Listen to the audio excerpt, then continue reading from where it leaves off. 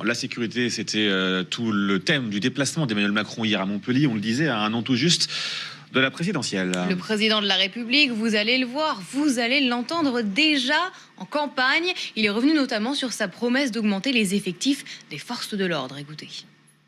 On va continuer avec vous de bâtir, à la fois de faire évoluer notre texte pour prendre en compte ces changements du réel. Il y a des éléments ensuite très concrets, vous les avez rappelés. Il y a besoin de régénérer les forces et donc il faut les effectifs et les équipements. Et donc les effectifs, on est en train de, là dans les 18 mois, de parachever le plan 10 000. Et donc pour Montpellier, ça représentera 50 effectifs de plus, ce qui est considérable.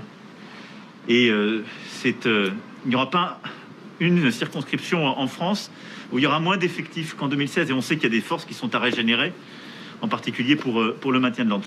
Bonjour Bruno Bartocchetti, vous êtes secrétaire national de Unité SGP Police FO. Vous étiez avec le président de la République hier à Montpellier. On a vu beaucoup de séquences du président à Montpellier avec le ministre de l'Intérieur, parfois très orchestrées. Vous diriez quoi? Visite nécessaire ou finalement un gros coup de com' à un an de la présidentielle? Alors, bonjour. Écoutez, dans un premier temps, si c'est un coup de com', ça le regarde, bien évidemment. Nous, ce qui compte surtout, ce sont ces annonces. Lorsqu'ils nous annoncent 50 policiers de plus à Montpellier, nous ne pouvons être que satisfaits. Bon, néanmoins, il faut rappeler qu'on a perdu beaucoup d'effectifs à Montpellier, comme d'ailleurs dans beaucoup de circonscriptions de France.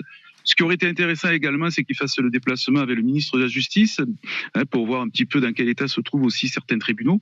Mais je ne suis pas le porte-parole de la magistrature. Je retiens essentiellement que des effectifs supplémentaires pour travailler, nous prenons, parce que nous avons déjà besoin, nous, de travailler en sécurité, et nous avons besoin d'être présents à l'endroit de la population qui nous soutient, je vous le rappelle, en très très grande majorité, même si ce n'est pas que les effectifs de police qui peuvent repousser une certaine délinquance, et je pense à la circulation de stupéfiants partout en France et notamment dans la zone sud. Assez rapidement, s'il vous plaît, sur les manifestations aujourd'hui des policiers devant les tribunaux, vous y serez, vous allez y participer. En tout cas, je sais que votre syndicat est pleinement mobilisé, bien sûr.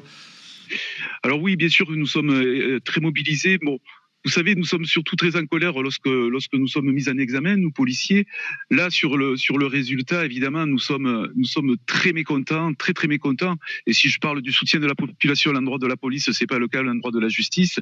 Néanmoins, je retiens aussi que ça a été les résultats de ce tribunal a été fait par des jurés, et c'est l'incompréhension dans nos rangs lorsque des jurés s'expriment comme ils se sont exprimés avec, à nos yeux en tout cas, un certain laxisme à l'endroit de ces auteurs. Merci à vous d'avoir été avec nous ce matin en direct dans la matinale de CNews. Retrouvez toute notre actualité sur videopolice.com, la chaîne YouTube d'Unité SGP Police.